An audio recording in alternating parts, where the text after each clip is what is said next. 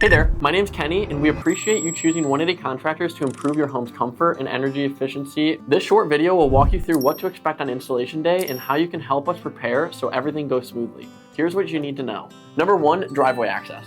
Please keep your driveway clear on installation day. Our team will arrive with a tool trailer or a box truck, and they will need space to safely set up and run our equipment. Number 2, attic access. Make sure we have a clear, safe path to your attic access door or hatch. Please move personal items to give our crew enough room to get in and out. Number 3, hoses and setup options. Depending on your home's layout, we may run our equipment through an upstairs window or your front door. Number 4, protect belongings.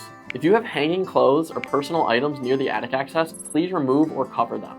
While our crew takes precautions, insulation dust may escape the attic space during the install.